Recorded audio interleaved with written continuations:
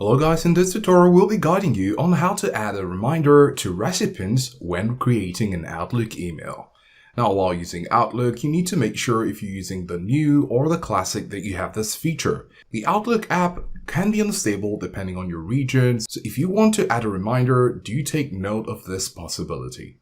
Now, if you're creating a new email, you're going to look at the top ribbon for tags, and then in the tags you see the follow-up option. Click on the drop down for the follow-up. Then you can decide to have a follow-up today, tomorrow, this week, next week, and then of course you can have a reminder down there. So once you click on reminder, it will have this pop-up where you can customize your reminder.